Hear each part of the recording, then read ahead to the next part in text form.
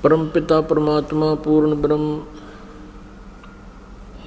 सर्व ब्रह्मांडों के रचनहार कबीर साहेब हैं, कबीर देव जी हैं। वो हम सभी आत्माओं के जनक हैं, वही हमारे पिता हैं। इसी परमेश्वर में वो सभी गुण हैं। त्वमेव माता च पिता त्वमेव बंधु च सखा त्वमेव विद्या च द्रविण त्वमेव सर्व मम देव देव। ये सर्व देव देव यही परमात्मा है जो सभी भगवानों का भगवान है, सबका मालिक है। अब प्रथम बार कोई श्रद्धालु ये वचन सुनता है कि कबीर देव, कबीर साहब पूर्ण परमात्मा है, परम अक्षर ब्रह्म है, सभी ब्रह्मांडों के रचयिता हैं, तो ये बात, ये वचन कुनीन की तरह जीवा पर रखे नहीं जाते।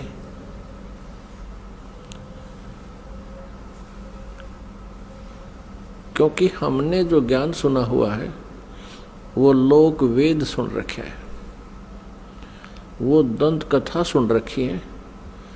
हमने अपने सदग्रंथों का ज्ञान नहीं प्राप्त हुआ हमारे को, क्योंकि हमारे जो गुरुदेव थे हिंदू धर्म के, जो आचार्य थे, गुरु थे, मंडलेश्वर थे, ये तत्व ज्ञानहीन थे। ये सभी ऋषि महर्षि ये तत्व ज्ञानहीन थे। इनको कोई अध्यात्म ज्ञान नहीं था, जिस कारण से हमने परमात्मा की पहचान नहीं हुई और लोक वेद के आधार से जिस भी किसी देव को पूर्ण परमात्मा कहा गया उसको हमने सत्य मान लिया। क्योंकि जो आचार्य होते थे, हिंदू धर्म के गुरु होते थे, वो संस्कृत भाषा के ज्ञाता होते थे और हमारे सभी सदग्रंथ संस्कृत भाषा के अंदर ही लिपिबद्ध हैं। अब बाद में अनुवाद कर दिया गया हिंदी में या अन्य किसी भी लैंग्वेज में, वो बाद की बातें हैं। प्रारंभ में अभी तक ये प्रारंभ से लेकर अभी कुछ समय पहले तक ये सभी संस्कृत में विद्यमान थे और संस्कृत वाले तो अब भी एज इट इज हैं। अनुवादकर्ताओं ने अपनी अपनी भाषाओं में उनको ट्रांसलेट कर लिया है। अब जिस कारण से जनता जो थी, श्रद्धालु थे, वो उन गुरुओं पर, आचार्यों पर, मंडलेश्वरों पर विश्वास करते रहे कि ये संस्कृत के ज्ञाता हैं, संस्कृत बहुत अच्छी धारावाहिक बोल लेते हैं और सभी सदग्रंथ भी हमारे संस्कृत भाषा में लिखे हैं। जिस कारण से उस गुरु जी के विषय में कोई भी हमारे अंदर जो शंका उत्पन्न नहीं हुई, अविश्वास नहीं हुआ कि ये गलत कह रहा है। क्योंकि टीचर जो होता है वो विद्यार्थियों को जो भी ज्ञान देता है विद्यार्थियों के लिए स्वीकार्य होता है। अध्यापक से कुछ भी बोल रहा है तो बच्चे उसमें ऑब्जेक्शन नहीं करते, शिरोधार्य करते हैं। एक अध्यापक ने एक कोई प्रश्न का उत्तर इतिहास का बच्चों को पढ़ाया और उस लड़के का पिता भी एजुकेटेड था, लेकिन वो सर्विस नहीं कर रहा था, अपना अन्य व्यवसाय करता था। तो उस लड़के के पिता ने, फादर ने देखा कि जो बच्चे ने प्रश्न का उत्तर लिखा हुआ है वो गलत लिखा है। उसने अपने पुत्र से कहा कि बेटा तुमने ये गलत लिख रखा है। तो लड़के ने उत्तर दिया, नहीं पिताजी, हमारे गुरुदेव ने बोला है ये सही है। तो पिताजी ने कहा नहीं बेटा इसको ठीक कर लो। तो लड़का बोला नहीं पिताजी बिल्कुल नहीं करूँगा, ये हमारे गुरुजी ने बोला है, हमारे गुरुजी ने कहा है, हमारे अध्यापक ने कहा है। तो पुण्यात्माओं आज वही सतिथि आ चुकी है। ये जितने भी आचार्य गुरु थे ये भाषा संस्कृत तो अवश्य जानते थे, लेकिन आध्यात्मिक ज्ञान से ये अपरिचित थे, जिस कारण से ये आज तक भी हमें हमारे सदग्रंथों के गूढ़ रहस्यों को नहीं बता पाए।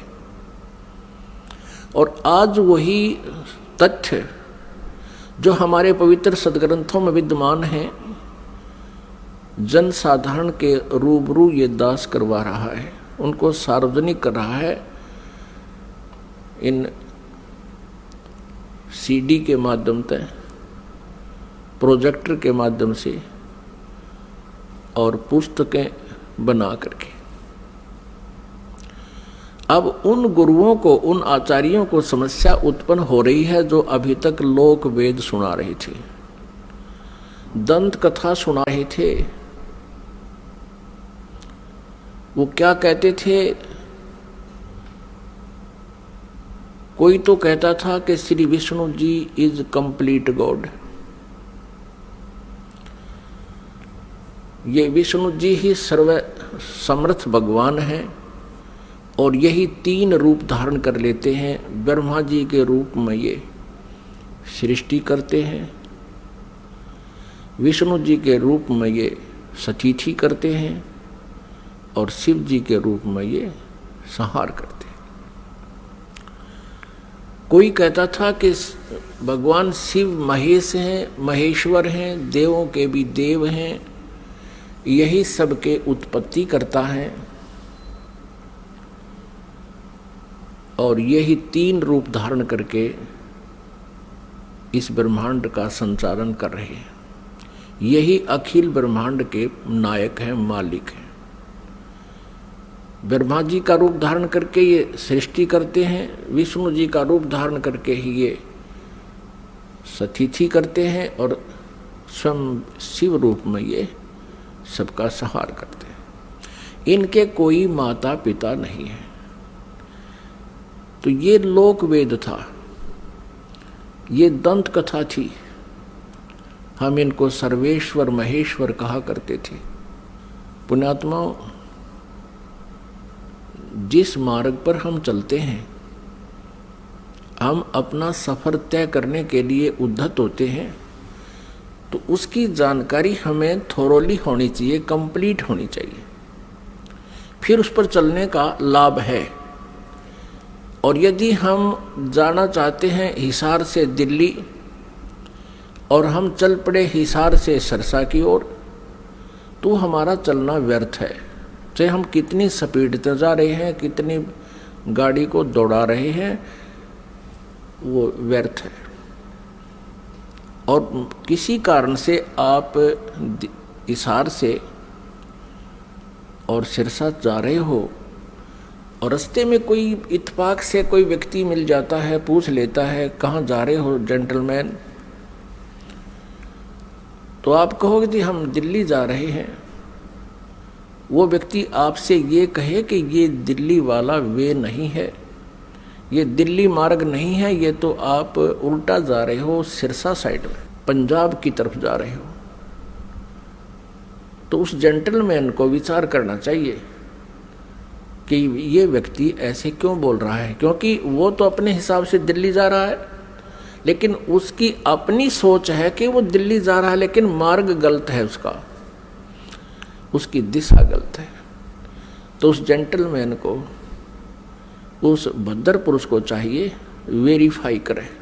और वेरीफाई करने का सबसे इजी तरीका ये है, या तो किसी और व्यक्ति से पूछे और वो भी यही कह रहा है और आपका नहीं यकीन हो रहा, तो फिर मैप देखे, मैप अपना मानचित्र देखे और पूछे मैं कहाँ खड़ा हूँ, तो वो लिखा है शहर का नाम कि आप यहाँ सिरसा आ चुके हो, सिरसा से 10 किलोमीटर दूर खड़े हो। तो फिर मानचित्र भी यही बता रहा है और सामने वाला जो भद्र पुरुष आपको बताना चाहता है कि आपकी दिशा गलत है, तो फिर क्या करना चाहिए? उस समझदार व्यक्ति होगा तो तुरंत मुड़ जाएगा। वो ये ना देखेगा मैंने इतना सफ़र तय कर लिया, अब मेरा क्या बनेगा इतने सफ़र का। वो तुरंत मुड़ जाएगा और उस भूल को सुधारेगा। ठीक इसी प्रकार जो भक्तात्मा गलत साधना कर रहे हैं वो कुमार्ग पर जा रहे हैं। जिन पुण्यात्माओं को ये ज्ञान गलत प्राप्त है वो कुमार्ग पर जा रहे हैं। परमात्मा पाने वाला वो मार्ग नहीं है। और आपको अब ये दास कह रहा है कि आप गलत मार्ग पर जा रहे हो, इससे वापस हो जाओ। और आप चले गए हो 50-60 किलोमीटर दूर कुमार्ग पर, और वहाँ आपको पता चलता है कि आप गलत आ गए, तो आपकी समझदारी है कि तुरंत वापस हो जाना चाहिए। और यदि आप ये सोचो कि अब इतने सफ़र का मैंने तय कर लिया, ये तो व्यर्थ गया, मैं तो वापस नहीं होऊंगा, तो ये बुद्धिमत्ता नहीं, ये तो मूर्खता कही जाएगी। इसी प्रकार आप जी किसी भी इस गुरु इष्ट संत के पास किसी भी इष्ट की पूजा कर रहे हो, और आपने किसी ने 5 वर्ष, किसी ने 10 वर्ष, किसी ने 20 वर्ष, किसी ने 30 वर्ष भी हो चुके हैं, वहाँ डले ढो रहे हैं। आज आपको ये पता चलता है कि आपका मार्ग गलत है, तो आप जी को चाहिए, क्या चाहिए? अब इसमें कहने की आवश्यकता नहीं गनी, बुद्धिमान को संकेत बहुत है। आपको चाहिए कि तुरंत उस मार्ग को त्याग कर, ये नहीं सोचना चाहिए कि 20 वर्ष की साधना का मेरा क्या होगा, 30 वर्ष की साधना मैंने इस पंथ में कर ली, मेरा क्या होगा। वो तो हो चुका है, तेरा जो होना था वो तो बर्बाद हो चुके हो तुम। आप जी को मार्ग पर इतनी सफ़र कर चुके हो 100 किलोमीटर, इससे वापस होना ही हितकारी है। आपका इसी में शुभ है, तुरंत वापस हो जाओ, त्याग दो उसको। अब परमात्मा कहते हैं भेड़ा देखा दरदरा उत्तर चले फड़क। पहले बेड़ा होता था, बेड़े चला करते थे, दरिया पार करने के लिए नौका भी नहीं होती थी, तो उसमें बेड़ा बनाया करते थे। बेड़ा, वो बेड़ा तो आपको याद नहीं होगा, लेकिन ये समझ ले नौका है। जिस नौका में आप बैठे हो उस नौका में पानी भर रहा है, उसमें उसका नीचे का बेड जो है वो डैमेज हो चुका है, और साथ में दूसरे वाला बिल्कुल जो है सही नौका साथ में आ जाता है, और आपको पता चल जाता है कि ये तो डूबोगे तुम इस नौका में जिसमें बैठे हो, पानी भर रहा है इसके अंदर। तो कहते हैं परमात्मा कहते हैं बेड़ा देखा जर्जरा और उत्तर चले फड़के। डूबे थे पर उबरे। कबीर परमेश्वर जी हमें बताना चाहते हैं कि जो बुद्धिमान होंगे वो ऐसा करेंगे। डूबे थे पर उबरे, गुरु के ज्ञान चमक, और भेड़ा देखा जर्जरा उत्तर चले फड़क। कहते हम तो डूबे थे, 84 लाख योनियों में चले जाते। गुरु जी के ज्ञान से फिर हम फड़क गए एकदम फड़कना माने न जबरदस्त भयभीत हो जाना, और एकदम फड़क के यानी ऐसे चमक के कूद जाना, एकदम न चमक जाना। मतलब सेकंड का विचार भी नहीं करने का समय है। डूब रहा है तो एकदम दूसरा साथ में खड़ा है, अच्छा स्थान है, तो उस पर चमक एकदम कूद जाना, उसको कहते हैं डूबे थे पर उबरे। गुरु के ज्ञान चमक, लोग एकदम चमक का पड़ा है भाई, एकदम ऐसे सतर्क हो जाना। और भेड़ा देखा दरदरा माने टूटन डूबन हो रहा है, तो उत्तर चले फड़क। तो उस पुण्यात्मा को अब विलंब नहीं करना चाहिए गुरु बदलन में। उस मार्ग में कितना ही चला गया उसको तुरंत त्याग देना चाहिए। वो तो बिल्कुल कुमार्ग पर, आप तो 200 किलोमीटर 100 किलोमीटर दूर चले गए हो, वह आना वापस पड़ेगा, आना ही पड़ेगा। आगे जितने कदम रखोगे वो गलत ही है, दूर ही जाओगे। तो जैसे कोई तो श्री ब्रह्मा जी को रचयिता बताते हैं, कोई श्री विष्णु जी सतगुण जी को रचयिता बताते हैं, कोई तम गुण श्री शिव जी को रचयिता बताते हैं, कोई श्री ब्रह्मा जी रजोगुण को ब्रह्मांड का रचयिता बताते हैं, सभी ब्रह्मांडों का। पुण्यात्माओं, ये लोकवेद है। और कोई कोई कहता है कि दुर्गा ही सबकी सृष्टि सर्जनहार है, जो दुर्गा जी के उपासक है। जो श्री देवी जी के उपासक हैं वो देवी जी को ही सब कुछ मानते हैं। और जो ब्रह्म के उपासक है, ब्रह्म, वो ब्रह्म को ही सर्वेस्वा मानते हैं।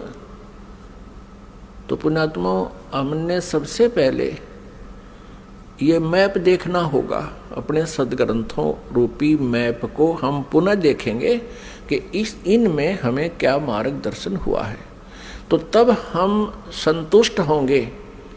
अभी तक तो हम किसी से कुछ सुन रहे हैं भगवान के विषय में, किसी महापुरुष ने कुछ ज्ञान दिया है, किसी ने कुछ दिया है, और हम विद्यार्थी हैं, श्रद्धालु हैं। जो भी संत गुरु जी हमें जैसा भी भगवान के विषय में ज्ञान देता है, हम बिना किसी शंका के, बगैर किसी ऑब्जेक्शन के हम स्वीकार कर लेते हैं।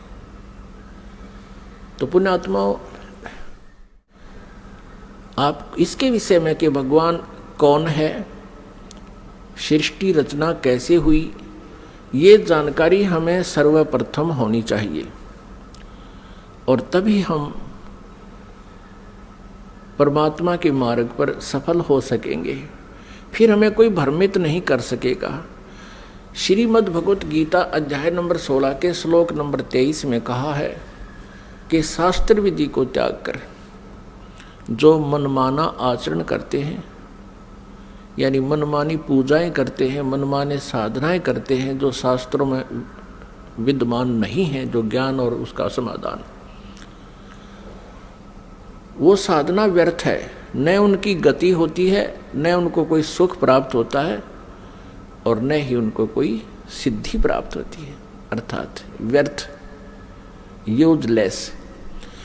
फिर तुरंत ही 24वें श्लोक में 16वें अध्याय में कहा है गीता जी में कि इससे तेरे लिए अर्जुन कर्तव्य और अकर्तव्य की व्यवस्था में, कर्तव्य मीन जो भक्ति कर्म हमने करने चाहिए और जो ना करने चाहिए, जो त्यागने चाहिए और जो ग्रहण करने चाहिए, उनके लिए सदग्रंथ ही प्रमाण है। किसी की दंत कथा पर विश्वास मत करना।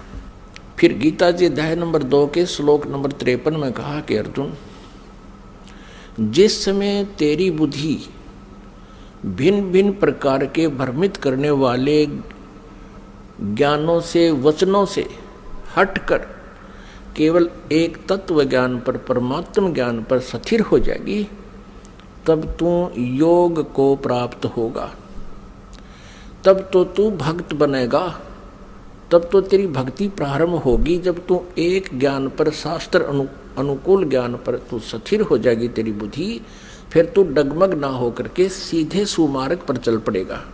फिर जितने भी कदम इस भक्ति सफर में रखेगा वो तेरे शुभ होंगे, लाभदायक होंगे। अब सृष्टि रचना के बारे में बहुत से असमंजस हैं। जैसे जैन धर्म के व्यक्ति, श्रद्धालु, आचार्य, मुनि, वो कहते हैं कि इस सृष्टि का कोई रचयिता नहीं, कोई इसका संहार करता नहीं, अनादि है, अपने आप बनती है, अपने आप ये चलती है। ऐसा ही नहीं, और भी बहुत से श्रद्धालु हैं। कोई कहते हैं विष्णु जी ने इसकी रचना की है, जैसे अब पीछे हम बता चुके हैं। इसके विषय में आप जी को विशेष डिटेल से बताएंगे। परमेश्वर कबीर देव जी का जो प्रसंग चला था कि ये पूर्ण परमात्मा है, पूर्ण ब्रह्म है, कंप्लीट गॉड है, ये विश्वास आप जी को नहीं हो सकता जब तक हम इनके गुणों से परिचित नहीं होंगे। और गुण कहाँ होते हैं? उनके जीवनी में, उनके इतिहास में लिखे होते हैं। जैसे विष्णु जी, श्री शिव जी, श्री विष्णु जी, श्री ब्रह्मा जी, इनकी जानकारी भी इनकी जीवनी में, इनके इतिहास में लिखी है, पुराणों में। और परमेश्वर कबीर जी की महिमा सूक्ष्म वेद में लिखी है, सूक्ष्म वेद में। आदि शंकराचार्य जी के इतिहास में दास ने पढ़ा, उन्होंने भी सूक्ष्म वेद का समर्थन किया है। आदि शंकराचार्य ने कहा है कि 4 वेद, ऋग्वेद, यजुर्वेद, सामवेद और अथर्ववेद, ये तो अवेलेबल हैं, लेकिन सूक्ष्म वेद वो 5वां है। उसके विषय में उन्होंने कहा कि वो कैलाश पर्वत पे है। अब कारण क्या है कि 5वें वेद को इस काल ने, ब्रह्म ने नष्ट कर दिया, सूक्ष्म वेद को। उस सूक्ष्म वेद को देने के लिए परमेश्वर स्वयं यहाँ आते हैं, अपने सतलोक से चलकर, मुक्ति धाम से, सनातन परम धाम से गति करके यहाँ आते। उस छुपे हुए ज्ञान को जो काल भगवान ने, ब्रह्म भगवान ने नष्ट कर दिया, यानी छुपा रखा है, वो किसी तक नहीं आने देता। तो उस 5वें वेद को परमात्मा बताने के लिए आते हैं। उस 5वें वेद में लिखा है, और उस वेद को, उस ज्ञान को परमात्मा ने 600 वर्ष पहले अपने मुखारविंद से, अपने मुख कमल से बोला था। इसलिए गीता जी अध्याय नंबर 4 के श्लोक नंबर 32 में कहा है कि अर्जुन, गीता जी अध्याय नंबर 4 के श्लोक नंबर 25 से लेकर 31 तक बताया गया है, कोई देवताओं की पूजा करता है, कोई स्वाध्याय ही करता है, कोई तीक्ष्ण अहिंसावादी व्रतों पर ही आधारित है, कोई प्राणायाम आदि करके ही अपनी साधना को सफल मानता है। ये इस आध्यात्मिक ज्ञान का, धार्मिक यज्ञों का, यज्ञ माने अनुष्ठानों का विस्तार से विवरण 4थे अध्याय के 32वें श्लोक में कहा है कि वो सच्चिदानंद घन ब्रह्म की वाणी में विस्तार से कहा गया है। यहाँ अनुवादकर्ताओं ने श्रीमद् भगवत गीता अध्याय 4 श्लोक 32 में अनुवादकर्ताओं ने ज्ञान न होने से अनर्थ कर दिया। उसमें लिखा ब्रह्मण मुखे, मूल पाठ में ब्रह्मण मुखे लिखा है, अनुवादकर्ताओं ने लिख दिया ब्रह्मण मुखे का अर्थ लिख दिया वेद की वाणी में। वो गलत लिख दिया, वो गलत अनुवाद किया है। ब्रह्मण मुखे माने सच्चिदानंद घन ब्रह्म की वाणी में, जो अपने मुख से, मुखे माने अपने मुख से मालिक ने जो बोली है, उस मुख से बोली हुई वाणी में विस्तार से कहे गए हैं, और वो है कबीर वाणी। ब्रह्मणे का अर्थ यहाँ इन्होंने गलत कर दिया, वेद लिख दिया। और गीता जी अध्याय नंबर 17 के श्लोक नंबर 23 में ओम तत्सत इति निर्देश है ब्रह्मण त्रिविद समर्थ है, वहाँ ब्रह्मण का अर्थ इन्होंने ठीक किया है, क्योंकि वहाँ विचलित नहीं हुए। ये सच्चिदानंद घन ब्रह्म लिखा है ब्रह्मण का अर्थ, तो यहाँ 4थे अध्याय के 32वें श्लोक में भी ब्रह्मण का अर्थ लिखना पड़ेगा, सच्चिदानंद घन ब्रह्म की वाणी में विस्तार से कही गई। फिर 4थे अध्याय के 34वें श्लोक में कहा कि वो तत्व ज्ञान है जो 5वें वेद में लिखा है, सूक्ष्म वेद में लिखा है। उस तत्व ज्ञान को तू तत्वदर्शी संतों के पास जाकर समझ। उनको दंडवत प्रणाम करने से, कपट छोड़ के विनम्र भाव से प्रसन्न करने से वो तत्वदर्शी संत तुझे उस परमात्म तत्व का ज्ञान कराएंगे। इससे ये भी सिद्ध हो गया कि गीता ज्ञानदाता उस 5वें वेद से परिचित नहीं है, इसलिए उसने ऑप्शन छोड़ दिया कि आप उस ज्ञान को तो तत्वदर्शी संतों से समझो। तो परमेश्वर कबीर देव जी स्वयं आते हैं वो पूर्ण ब्रह्म तत्वदर्शी संत की भूमिका करने के लिए।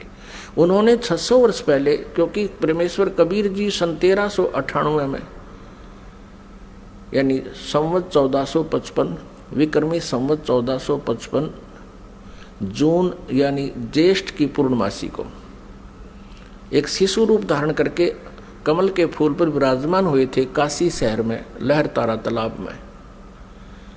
फिर लीला करते हुए बड़े हुए, उनको एक नीरू नीमा नाम के जुल्हा उठा ले गए थे। उसी व्यवसाय में मालिक रहने के कारण वो परमेश्वर जुल्हा धारण कहाए। उन्होंने 600 वर्ष पहले अपने उस सूक्ष्म वेद में लिखा है, बताया है, उसको ये दास अब अपने शब्दों में परमात्मा के ज्ञान को आप तक पहुंचाना चाहेगा। परमेश्वर ने बताया है कि सबसे पहले केवल अकेले पूर्ण परमात्मा थे, कबीर देव थे। वो अनामय लोक में रहते थे, अनामय, और परमात्मा अकेले थे। उसके बाद परमेश्वर ने अन्य 3 लोकों की और रचना की। अकय लोक से नीचे वाला अनामय लोक कहो चाहे अनामी लोक कहो, अकय लोक कहो। अकय लोक से नीचे अगम लोक है, उससे नेक्स्ट अलख लोक है, और फिर उससे जो तीसरा स्थान नीचे सत्यलोक है, जिसको सनातन परमधाम कहते हैं। और सत्यलोक में परमात्मा सत्य पुरुष नाम से विद्यमान है। एक ही परमेश्वर ने अपने अन्य 3 रूप और बनाए। तो इस प्रकार प्रत्येक लोक में परमात्मा अलग अलग नामों से, अलग अलग स्थिति से स्वयं ही विराजमान हुए। अब सतलोक के अंदर सृष्टि रचना प्रारंभ की। पुण्यात्माओं, जैसे केवल पृथ्वी लोक पर ही, इस पृथ्वी ग्रह पर ही सृष्टि जो है विद्यमान है, और अन्य ये जितने ग्रह हैं, मंगल ग्रह, बुध ग्रह, ये शनि ग्रह, ये सब खाली पड़े हैं। इसी प्रकार सतलोक के अंदर परमात्मा सत्य पुरुष कबीर देव जी, जिसको परम अक्षर ब्रह्म भी कहते हैं, उन्होंने वहां सतलोक में रचना शुरू की। एक वचन से 16 द्वीप बना दिए, 16 द्वीप, और फिर एक एक वचन से एक एक पुत्र की उत्पत्ति कर दी। उन 16 पुत्रों को प्रत्येक द्वीप में रहने का आदेश दे दिया, और अपने उन 16 पुत्रों में से एक पुत्र का नाम अचिंत है। अचिंत से कहा कुछ समय के उपरांत आगे सृष्टि रचना करो।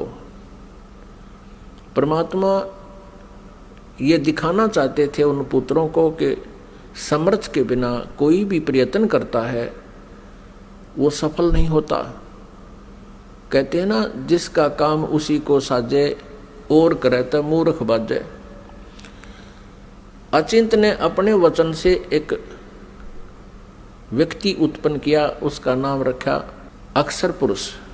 अब उस अचिंत ने अपने द्वारा उत्पन्न पुत्र को वचन से जो उत्पन्न किया था उसको ही अविनाशी पुरुष मान लिया, उसको अक्षर पुरुष नाम से संबोधित किया, और उसे कहा कि तू मेरा सहयोग करना सृष्टि रचने में। वहाँ परमात्मा ने प्रत्येक द्वीप में जब द्वीप रचना की, प्रत्येक द्वीप में मानसरोवर की भी रचना की। एक अलग से मानसरोवर भी, कॉमन मानसरोवर भी रचना की।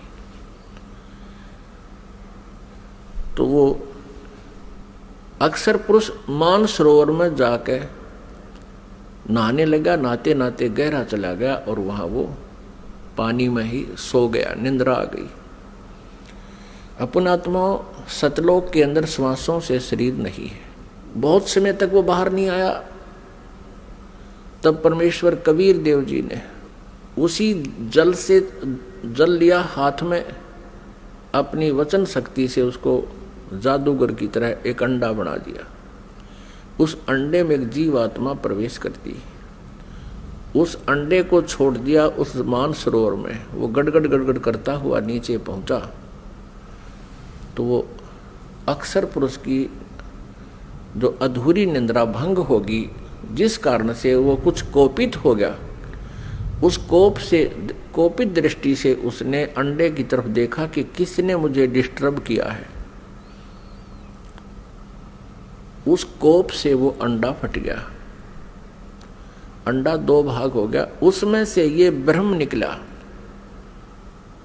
अब आगे चल के इसी इतिहास में, इसी लीला कहानी में अमर कथा में यह सत्यनारायण कथा जो दास आपको सुना रहा है, अभी तक जो विष्णु जी को सत्यनारायण मानकर सत्यनारायण कथा कहा करते थे, वो सत्यनारायण कथा नहीं थी। अब ये है सत्यनारायण कथा। सत्यनारायण माने अविनाशी भगवान की कथा। तो उसमें से ये ब्रह्म निकला। आगे चल के आप 3 प्रभुओं से परिचित होंगे जो ब्रह्मा विष्णु महेश जी से भिन्न है। एक सर्वब्रह्म, इसको सर्वब्रह्म भी कहते हैं, सर्वब्रह्म। और दूसरा ये अक्षर पुरुष यानी अक्षर ब्रह्म। ये अक्षर पुरुष कहो तो अक्षर ब्रह्म कहो।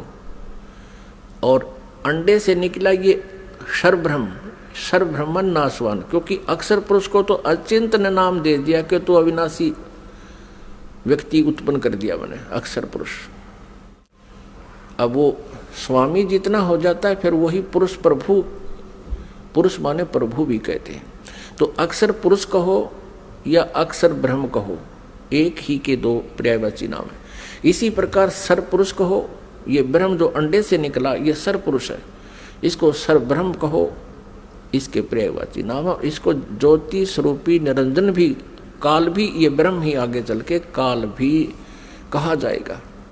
अब याद रखना, क्योंकि पुण्यात्मा जब तक आप इस इतिहास से परिचित नहीं होगे, सृष्टि रचना से, आप किसी भी सदग्रंथ को नहीं समझ सकते। तब परमेश्वर ने आदेश दिया उन दोनों को कि तुम बाहर आओ। अचिंत पुरुष तुम निंद्रा में थे, न वो अक्षर पुरुष तुम निंद्रा में थे, तुम्हें जगाने के लिए ये सब प्रोसेस अपनाया है, तुम बाहर आ जाओ। दोनों बाहर आ गए। अब परमात्मा ने अचिंत से कहा कि अचिंत, अब देख लिया तूने, समर्थ के बिना कोई कार्य सफल नहीं होता। अब तू तो इसको बाहर भी नहीं निकाल सकता था। और आगे से ध्यान रखना कि बीच में टांग अड़ाओ मेरी क्रिया में, इसलिए तुम्हें तुम्हारे सामर्थ्य से परिचित कराया है। तो अचिंत ने कान पकड़ दिए कि दाता हम कुछ नहीं कर सकते। अब परमेश्वर ने आदेश दिया उन दोनों को, किसको? सर्वपुरुष अर्थात जिसको सर्वब्रह्म भी कहते हैं, जो आगे चल के ब्रह्मा विष्णु महेश का पिता सिद्ध होगा इसी कथा में। सर्वपुरुष और अक्षर पुरुष को दोनों से कहा कि तुम उस अचिंत के द्वीप में रहो। इन दोनों ने आज्ञा का पालन किया। और तीनों कौन? अचिंत, अक्षर पुरुष और सर्वपुरुष, जिसको सर्वब्रह्म भी कहते हैं। और यहाँ हम सीधी भाषा में उसको ब्रह्म भी कहने लग गए। आगे डिफाइन करेंगे ब्रह्म क्यों कहने लगे। अब ये तीनों एक द्वीप में रह रहे हैं। बाकी जो अन्य 15 जने हैं परमात्मा के वचन से उत्पन्न वो पुत्र, वो अलग अलग सिंगल द्वीप में रह रहे थे। कुछ समय उपरांत परमेश्वर ने हम सभी आत्माओं को, आप जी को, सारे ब्रह्मांडों की जितनी आत्माएं हैं, अपने शरीर से, अपने वचन से उत्पन्न कर दिया।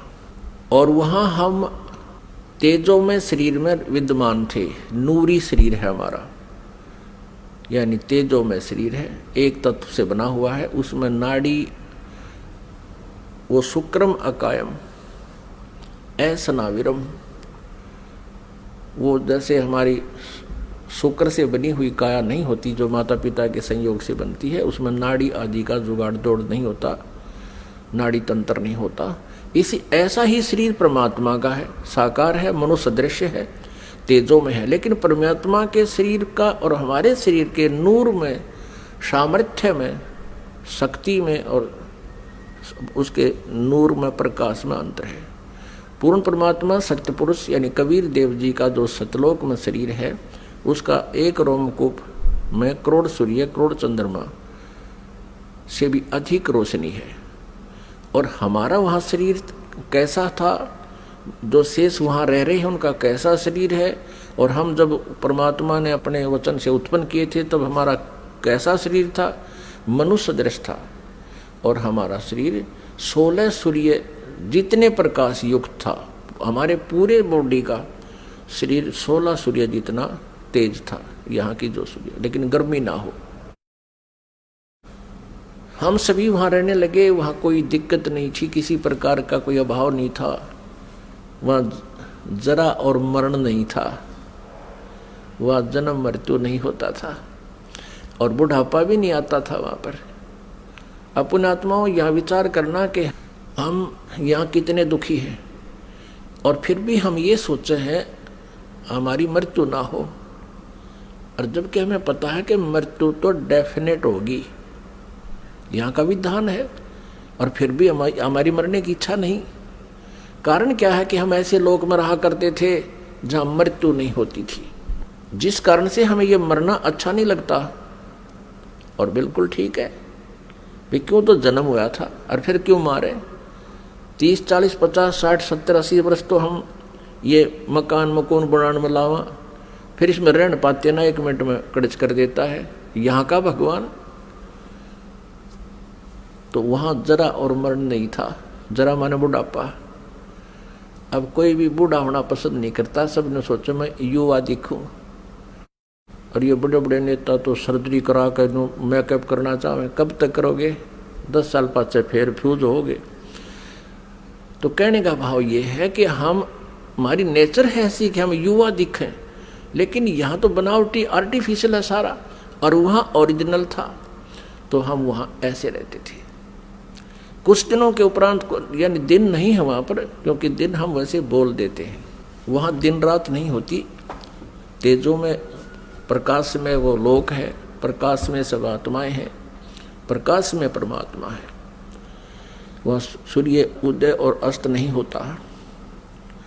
तो वहाँ कुछ समय के उपरांत इस ज्योति निरंजन, जिसको सरपुरुष कहा है, जिसको सरब्रह्म कहते हैं, जो गीता जी में अपने आप को कहता मैं काल हूँ, वो ब्रह्म है जो श्री कृष्ण जी के शरीर में प्रवेश करके बोल रहा है। आगे इतिहास बताएंगे आपको, पूरा डिटेल देंगे।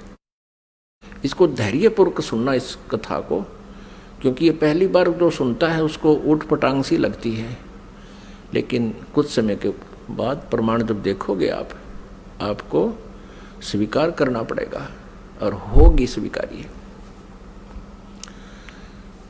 कुछ समय उपरांत इस सरपुरुष में एक खरपतवार उत्पन्न हुआ, खुरापात उत्पन्न हुआ। इसने सोचा कि हम 3 जने तो एक द्वीप में, और हमारे अन्य भाई एक एक द्वीप में रह रहे हैं, तो वहां ये विधान का पता चला कि तप से राज्य प्राप्त होता है। उसने खड़ा होकर के एक पैर पर तप किया, और 70 युग, यहाँ के 70 युग तक तप किया। तब पूर्ण परमात्मा ने, सत्य पुरुष ने, कबीर देव जी ने पूछा कि पुत्र तू किस लिए ये तप कर रहा है, क्या इच्छा है तेरी? तब इसने कहा कि भगवान ये द्वीप मेरे लिए छोटा है, थोड़ा है, हम 3 एक द्वीप में रह रहे हैं, अन्य भाई मेरे अलग द्वीपों में एक एक रह रहे हैं, मुझे अलग स्थान चाहिए। परमात्मा ने कहा ठीक है भाई, तुझे 21 ब्रह्मांड दे दिए। जैसे एक धनी पिता अपने पुत्र को 21 प्लाट दे दे, अगले बेटा ये तेरे हिस्से में 21 प्लाट आ गए। अब उन प्लाटों को पाकर, 21 ब्रह्मांड को पाकर, ये सरब्रह्म, हम संत लैंग्वेज में इसको क्षर ब्रह्म कहते हैं। क्षर ब्रह्म, क्षर अक्षर, अक्षर तो ये अक्षर ब्रह्म तो ये परब्रह्म है जो अचिंत के वचन से उत्पन्न हुआ, और क्षर ब्रह्म है ये परमात्मा के वचन से, अंडे से उत्पन्न हुआ। ये क्षर ब्रह्म जो है इन 21 ब्रह्मांडों में, कभी उसमें जा, कभी उसमें सैर सपट्टे करे, देख रहा है इनको। फिर मन में इसने सोचा कि इनमें कुछ कंस्ट्रक्शन होनी चाहिए। इस उद्देश्य से इसने फिर 70 युग तब फिर किया। तब परमेश्वर ने पूछा भी अब क्या चाहता है? प्लाट तेरे को दे दिए, 21 ब्रह्मांड दे दिए।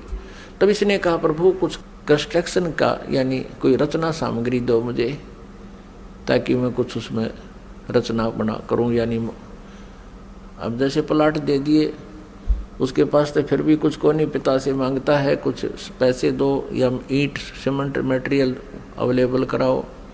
तो परमेश्वर कबीर देव जी ने इस सर पुरुष को, क्षर ब्रह्म को 5 तत्व और 3 गुण दे दिए। अगले बेटा बना खिलौने रखे दिन से, इनको पाके बड़ा प्रसन्न हुआ। फिर इसने सोचा कि मैं इसमें कंस्ट्रक्शन भी कर लूँगा, तो फिर अकेला कैसे दिल लगेगा मेरा। इसने सोचा कि कुछ आत्माएं भी मैं प्राप्त करूं भगवान से। इस क्षर ब्रह्म ने, इस काल भगवान ने फिर तप फिर प्रारंभ किया, एक पैर पे खड़ा हो गया। तो उधर से हम यहां इसके जाल में कैसे फंस गए, ये एक बहुत विशेष विचारणीय समय जो है ना बात है पुण्यात्माओं, एक विशेष विचारणीय विषय है कि हम क्यों फंसे। फिर चल इसने तो ऐसा कर लिया, प्राप्त हुआ अलग से, हम इसके साथ कैसे, हम जो फंसे हुए हैं ये इसके साथ फंसे हुए हैं, इस ब्रह्म के, क्षर ब्रह्म के साथ हम यहाँ आ गए, जिस कारण से हम यहाँ दुख पा रहे हैं। अपने पिता को छोड़ आए जहाँ कोई अभाव नहीं था, कोई जन्म मृत्यु नहीं थी। तो हम कैसे फंसे कि हम वहाँ देख रहे थे इसके तप को, और जब ये खड़ा होकर तप कर रहा था, एक पैर पे खड़ा होकर, हम सभी इस पर आसक्त हो गए, इतने आसक्त हो गए। ओहो देख कितने दिन से एक पैर पे खड़ा है, कभी इस पैर को कर लेता है, कभी उस पैर पे खड़ा हो जाता है, और ऐसे करके खड़ा है कभी। तो हम इसकी इन अदाओं से इतने प्रभावित हो गए, हम अपने भगवान से भी दिल हटा बैठे। जो हमें सर्व सुख दे रहा था, सब सुविधाएं उपलब्ध करा रहा था, हम उससे हटकर इसके ऊपर आसक्त हो गए।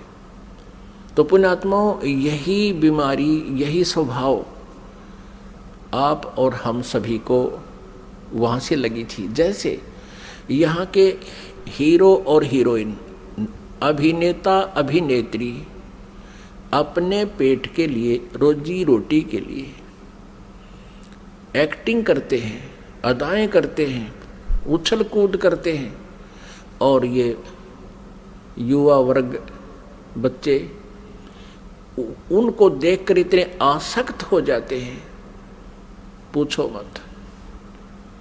और यदि कोई हीरो या हीरोइन यानी कोई अभिनेता या अभिनेत्री यहाँ बरवाला में आ जा या हिसार में आ जावे, फिर देखो इन बच्चों के, कॉलेज वालों के और जवान बच्चों की वहाँ कैसे भीड़ उमड़ कर जाती है, और कम से कम 200, 300, 400 फुट से दूर खड़े खड़े देखते हैं कि देखो वो खड़ा, वो है वो फलाना नेता अभिनेता, वो खड़ी, वो है फलानी अभिनेत्री।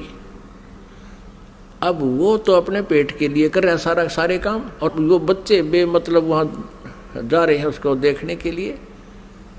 लेना एक न देने दो, क्या देगा उनको वो, और धक्के खा के सामने भूखे अपने वापस आ जाते हैं। ठीक इसी प्रकार हम इस काल पर आसक्त हो गए और भगवान से हमारा हृदय हट गया। परमेश्वर कबीर देव जी ने बहुत बार आकाशवाणी की कि कोई भी इस ज्योत निरंजन के इस ड्रामे को मत देखे, इस पे प्रभावित ना हो, आप अपना मालिक में ध्यान रखो। लेकिन हम ऊपर से तो सावधान हो गए, जैसे हम बिल्कुल इसको नहीं चाहते, लेकिन अंदर से कसक नहीं गई। वो तो अंतर्यामी है परमात्मा। तो उस समय परमात्मा के बार बार कहने पर भी हम इस काल से अपना मन नहीं हटा सके, अपनी आत्मा को नहीं हटा सके, और अंदर से इसमें चाह बनी रही। अब इसने तीसरी बार जब तप शुरू किया, इसने परमेश्वर से चाहा कि मैं कुछ आत्मा प्राप्त करूं। जब परमेश्वर ने इससे पूछा, जब इसने 64 युग तप कर लिया तीसरी बार, तब पूछा कि क्या चाहता है ज्योति निरंजन, जो आपने मांगा था वो मैंने आपको दे दिया, अब तू क्यों हट कर रहा है। तब इसने कहा, ज्योति निरंजन ने यानी क्षर पुरुष ने कहा कि प्रभु मुझे कुछ आत्माएं दे दो, मैं अकेला वहां नहीं रह सकता, 21 ब्रह्मांडों में अकेला कैसे रहूंगा। तब परमेश्वर ने कहा कि भी देखो, तेरे तप के बदले में 64 युग जो तप किया है, इसके बदले में और राज्य दे सकता हूं, और वस्तु मांग ले वो दे सकता हूं, लेकिन ये आत्मा नहीं दे सकता, क्योंकि ये मेरी आत्मा है। अब ये मेरे वचन से उत्पन्न हुई है, मेरा अंश है, अपने अंश को मैं कैसे दे सकता हूं।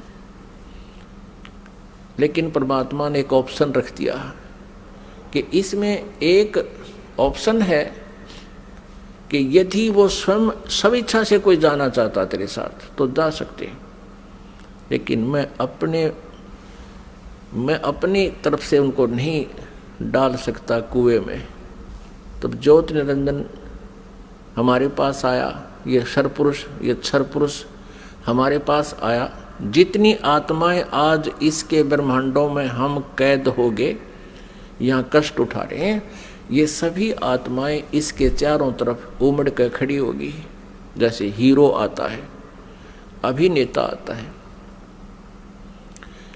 इसने कहा हमसे कि मैंने पिताजी से 70 युग तप करके बहुत बड़े ब्रह्मांड प्राप्त किए हैं, वहाँ पर स्वर्ग बनाऊंगा, महास्वर्ग बनाऊंगा, हीरे पन्ने लालों के मैं पहाड़ बनाऊंगा, वहाँ दूधों की नदी बहाऊंगा और तुम चलोगे मेरे साथ।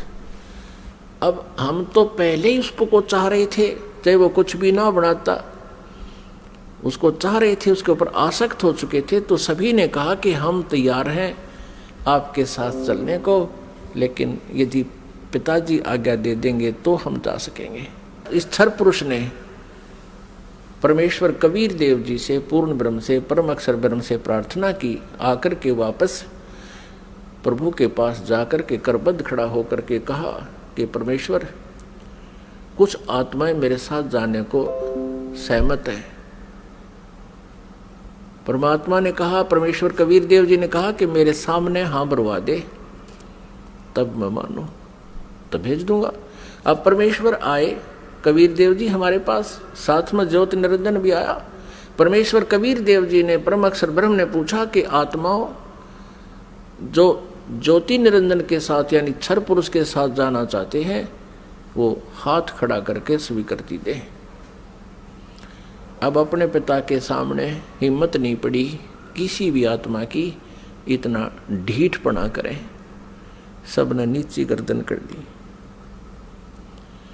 तब परमेश्वर ने कहा कि अरे ज्योति निरंजन, अरे क्षर पुरुष, आप तो कह रहे थे कुछ आत्माएं तैयार हैं, ये तो कोई भी नहीं बोल रहा, सन्नाटा छा गया। तब एक आत्मा सबसे पहले खड़ा हुआ। उसने सोचा कहीं हम रह जावा यहीं पर। उसने खड़ा होकर कहा कि पिताजी, हाँ, उसने हाथ खड़ा किया कि पिताजी मैं जाना चाहता हूँ। फिर तो हम जैसे सारे सोचा करते हम पीछे रह जाएं, हमने भी सब न कर दिया, ऐसे सब ने हाथ खड़े कर दिए। जितने भी खरबों अनगिन यहाँ पर आए हुए हैं, अकाउंटिंग नहीं कर सकते, इतने जीव आगे इसके अलावा से।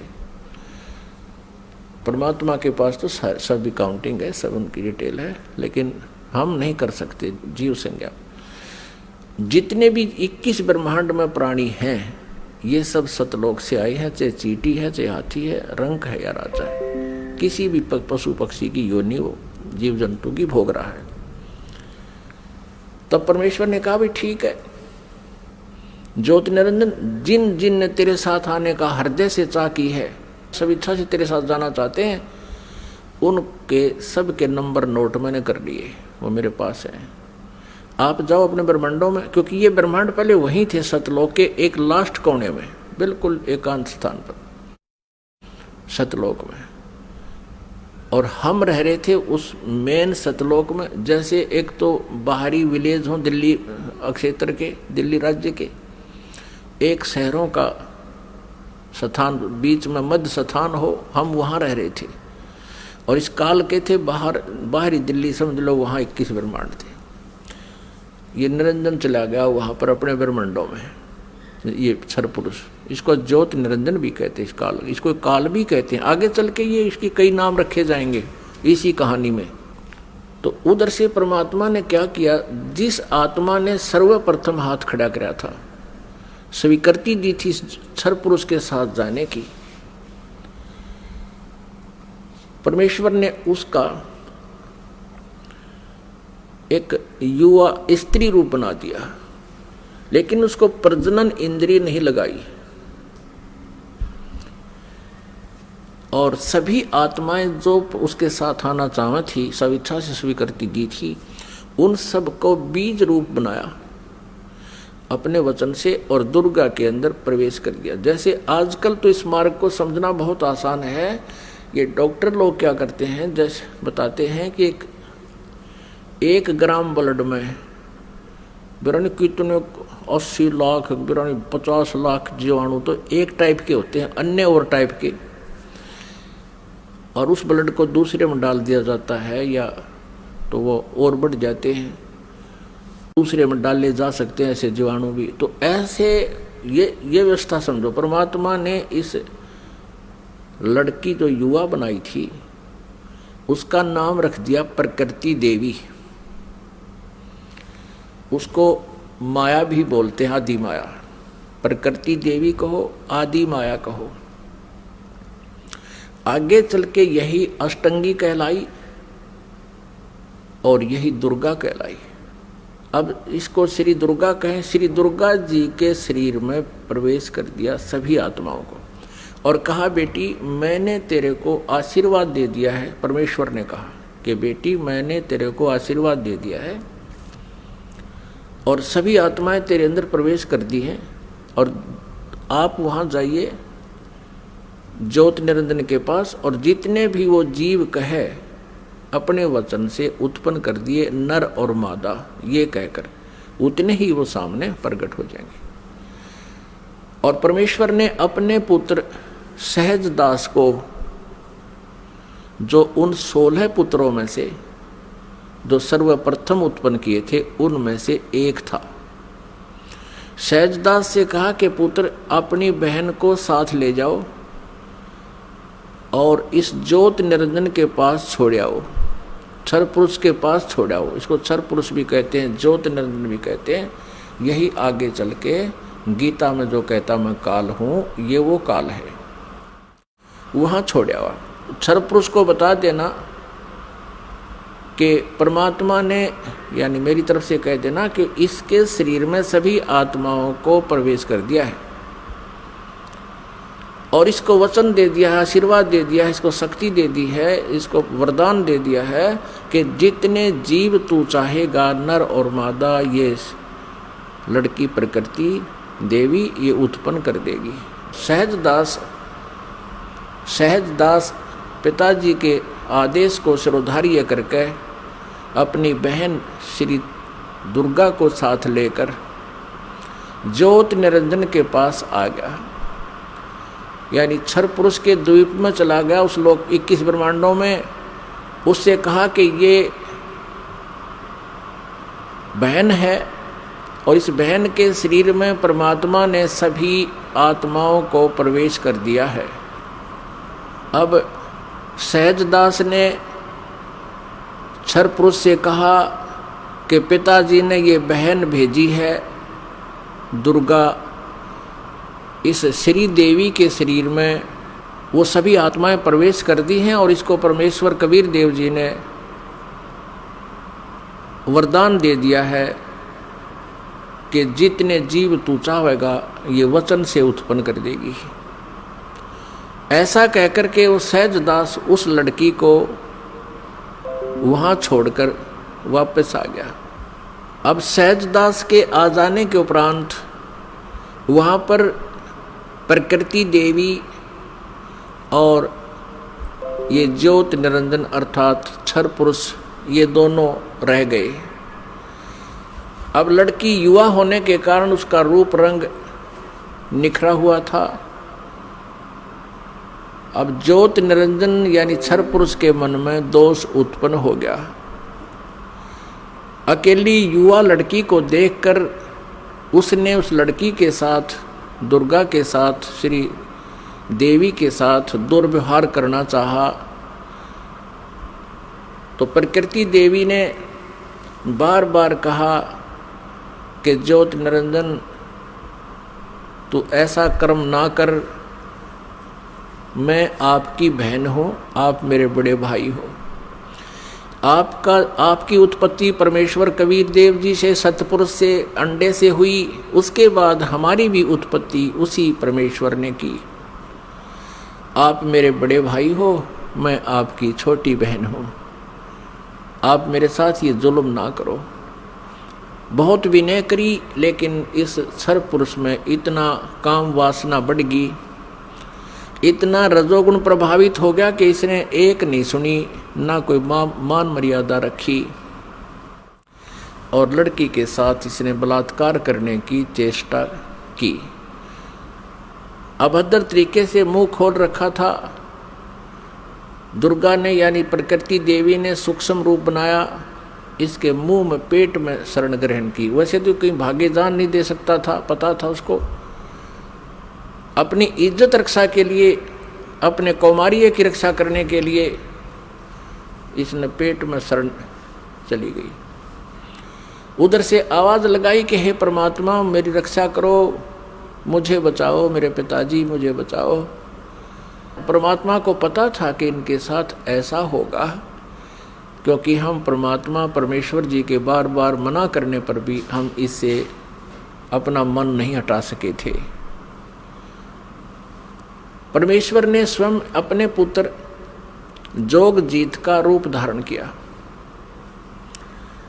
और वहां प्रकट हो गए। लड़की को, दुर्गा को उसके पेट से निकाला, शरीर से बाहर निकाला और कहा कि ज्योत निरंजन सुन ले आदेश परम पिता का, तूने इस अच्छे लोक में ऐसा जुल्म किया है, तू पहला व्यक्ति है। तूने यह बदनीयत की है इस लड़की के ऊपर आज, और तूने इसको अपने पेट में निगल लिया है, और तेरी जो क्रिया है यह भी एक बहुत अभद्र पुरुष की है, इसलिए तेरा नाम आज से काल होगा। तू काल नाम से जाना जाएगा और 1,00,000 मानव शरीरधारी प्राणियों का नित आहार किया करेगा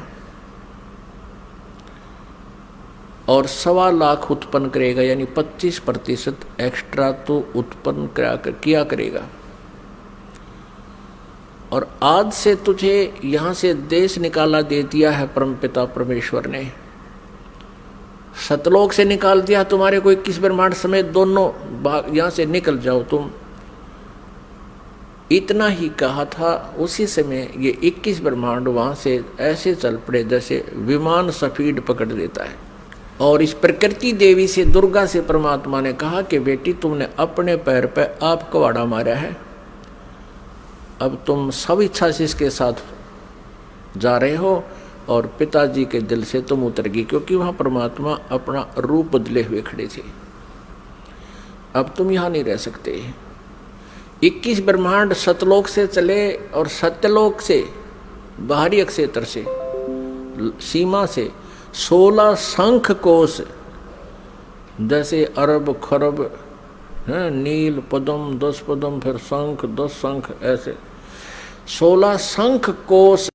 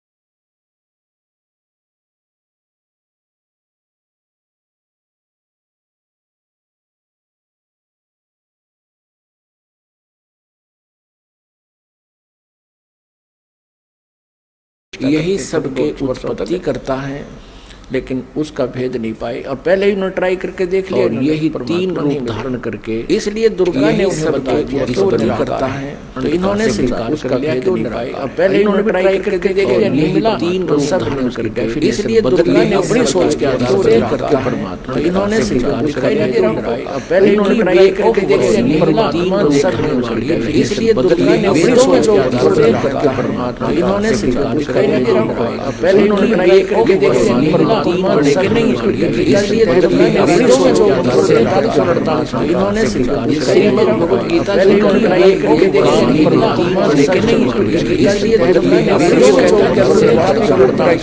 इसलिए